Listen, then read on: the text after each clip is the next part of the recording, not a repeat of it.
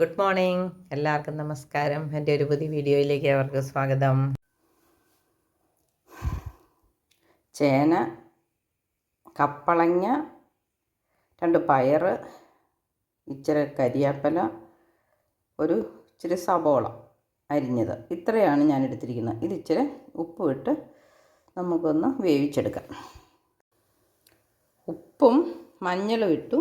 ഇനി നമുക്ക് ഇതൊന്ന് ഇളക്കി കൊടുക്കാം.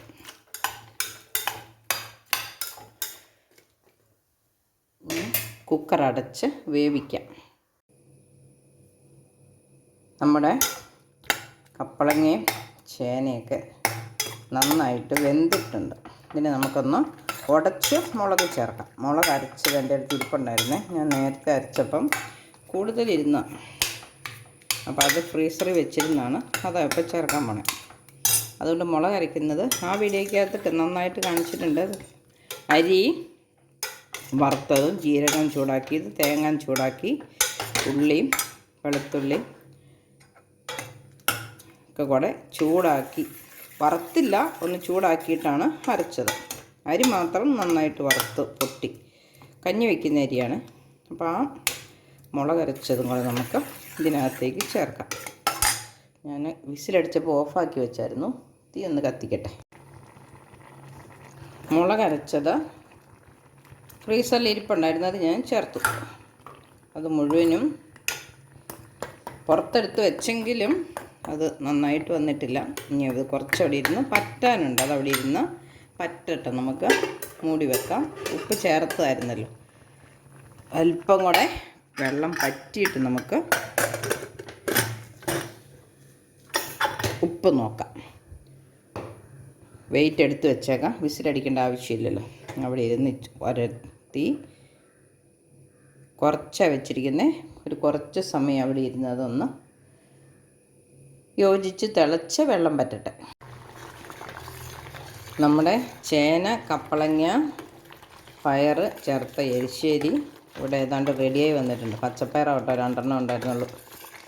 പിന്നെ ചേർത്തത് വേണമല്ലോ എന്ന് ഓർത്തങ്ങ് പറഞ്ഞതേ ഉള്ളൂ. ചേനയും കപ്പളങ്ങയാണ് പ്രധാനമായിട്ടുള്ള ഒപ്പം എടുത്ത എരിശ്ശേരി. ഞാൻ ഉപ്പൊക്കെ നോക്കി നല്ല ടേസ്റ്റ് ഉണ്ട്. ഇനി നമുക്ക് അതിനകത്ത് ഇച്ചിരി വറുത്തും കൂടെ ഇടാം. ചേനയല്ലേ, അത് ഇനി ഇരുന്ന് കുറുകും.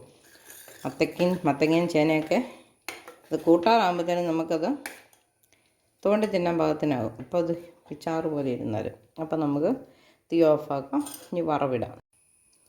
ചട്ടി അടുപ്പത്ത് വെച്ചു. നമുക്ക് എണ്ണ ഒഴിച്ച് കൊടുക്കാം.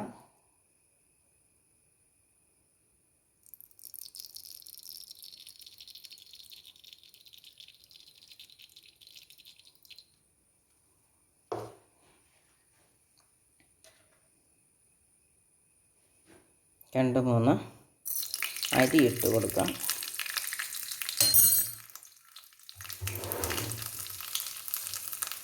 ഒരൽപ്പം കടുക് ഇട്ടു.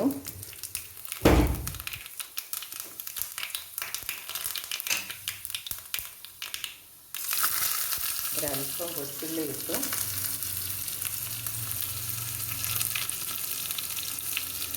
കറിവേപ്പില ഇട്ടു.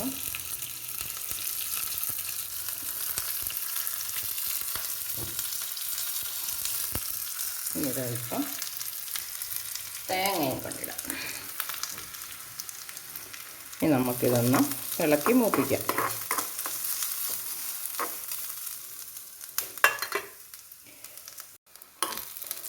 മൂത്ത് വരുന്നുണ്ട്.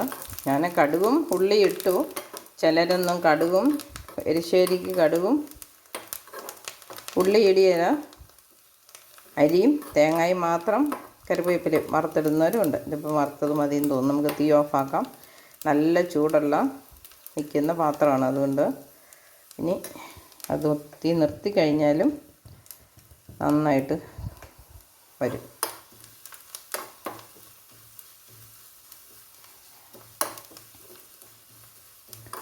കളറ് മാറിത്തുടങ്ങി.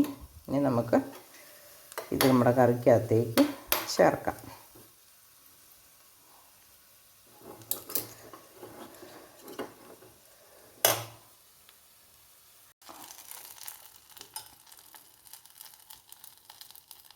അത് ചേർത്തു. ഇനി നമുക്കൊരു അല്പം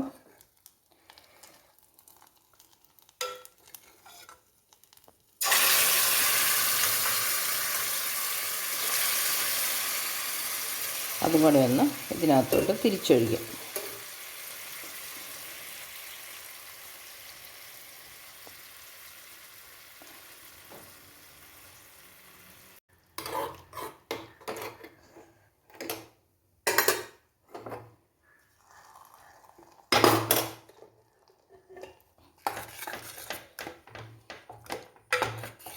അപ്പം നമ്മുടെ കപ്പളങ്ങ ചേന എരിശ്ശേരി റെഡിയായി. എല്ലാവരും വെച്ച് നോക്കണം കേട്ടോ. അപ്പോൾ എൻ്റെ വീഡിയോ ഇഷ്ടപ്പെട്ടെങ്കിൽ ഷെയർ ചെയ്യണം, ലൈക്ക് ചെയ്യണം. ചാനൽ സബ്സ്ക്രൈബ് ചെയ്യാത്തവർ സബ്സ്ക്രൈബ് ചെയ്യണം, കമൻറ്റ് ഇടണം. നാളെ പുതിയൊരു വീഡിയോ ആയിട്ട് വരുന്നത് വരെ നന്ദി.